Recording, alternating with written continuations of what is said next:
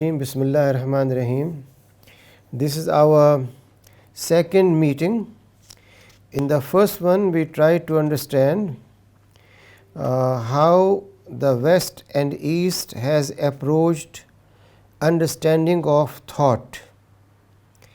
And since the overall title is Islamic Thought and World Culture, today we will try to understand what is the meaning of culture and civilization, and slightly touch on how Islam looks on culture.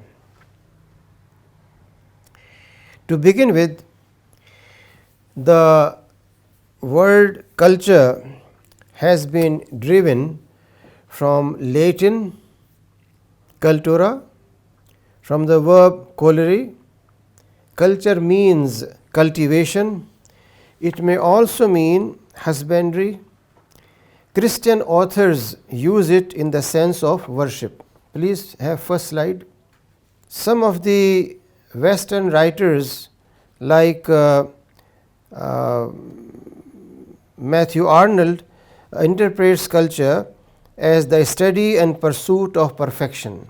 Culture or civilization, next slide please, is that complex whole which includes knowledge, belief, art, law, morals, customs, and any other capabilities and habits acquired by man as a member of society.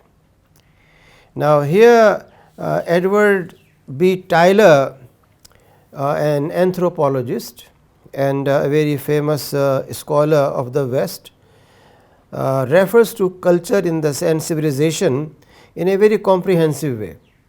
He is saying that includes knowledge, belief, art, law, morals, customs, and any other capabilities, which means any other activities of human being.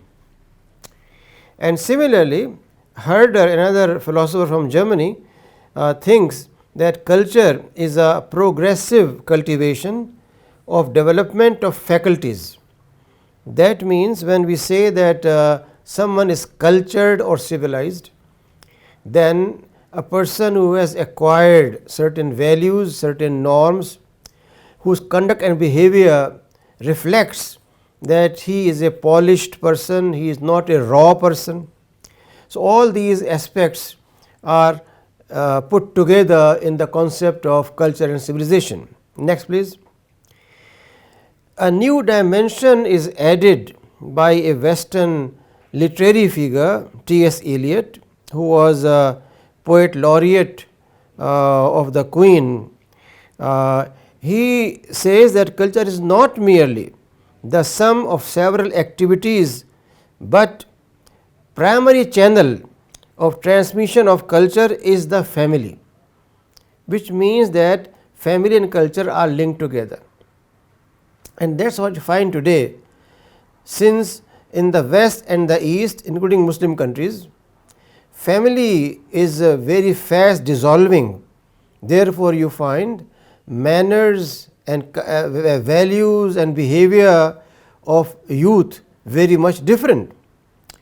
So, he says that when family life fails to play its part, we must expect our culture to deteriorate,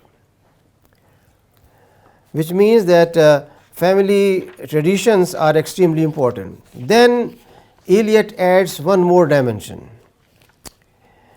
The dominant force in creating a common culture between people, each of which has its distinct culture, is religion. Next slide please. Please do not at this point make a mistake in anticipating my meaning. This is not a religious talk, and I am not setting out to convert anybody. You see, this is normally a Western approach that do not talk about religion. Yet he is saying, I am simply stating a fact. It is in Christianity that our arts have developed in. It is in Christianity that the laws of Europe have until recently been rooted. If Christianity goes, the whole of our culture goes. First thing he said was family. Second thing he is saying that faith or Christianity for the European people has been the cementing force of their culture.